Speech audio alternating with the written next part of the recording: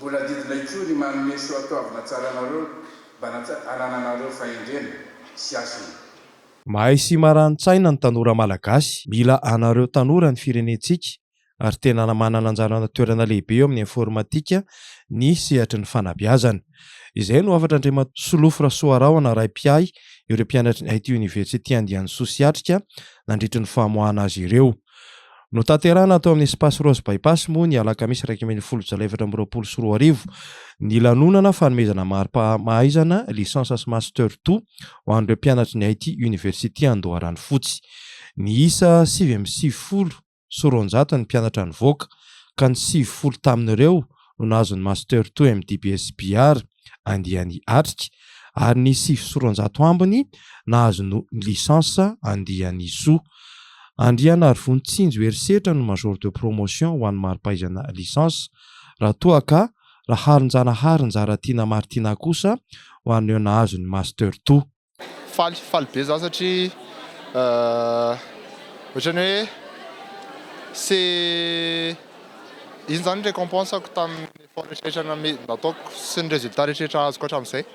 Dia ankoatran'izay nefa za sceptique koa satria quand je regarde l'avenir devant moi, je me rends compte hoe tsy misy dikany anie le major fa mitovy daholo ihany izay mpianatra. Eto vao manomboka le fiainana. D'ailleurs demain tsisy atadidy intsony hoe iza major ny promotion soa fa juste hoe la vie commence ici de plutôt hoe faly mandinika le avenir miandry anao. Voalohany indrindra aloha tena faly be satria major de promotion dia faly be ihany koa satria nitanjona hatramin'ny voalohany dia nihazo an'ity master ity dia misaotra betsaka ny ITU tamin'ny opportunité ahafahana nanatanteraka an'izany. Anisan'ny natafavoaka mpianatra modely sy mahay ny IT University ary hita misongadina tokoa izy ireo rehefa tonga eo amin'ny tontolon'ny asa na ny eto an-toerana na ireo lasa any amin'ny orinasa ivelan'ny Madagasikara. Matsapa tsara izany ireo mpitantana orinasa izay tsy nisalasala ny laza fa sady aingana famahaolana ireo mpianatry ny IT University no mahay miasa tsara amin'ny hafa ihany koa.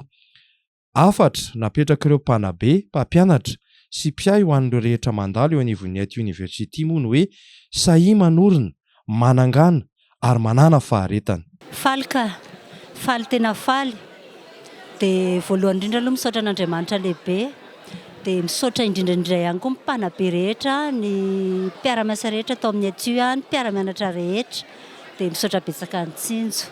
Dia tsapanay tao anatin'ny fampianarana izay natao fa tena hoe nisezaka be nataon'ny mpampianatra. Ho an'ny ray aman-dreny dia tena fifaliana ny hoe nahavita ny fianarana ny zanaka. Ary eto izay dia tena makasitraka manokana ny université ITU izay nanabe napita fahalalana fa tsapanay mihitsy na eo amin'ny fiainan'ilay zanaka azy le fifehezany an'ilay informatika zany. Tena université manana ny maizy azy ary mahafaly eto amin'ny firenentsika manana an'izany ary manabe mpianatra maro dia maro afa-po na ny entin-jareo any amin'ny traikefa any amin'ny sehatry ny asa aza dia hita ny fiantraikan'izany.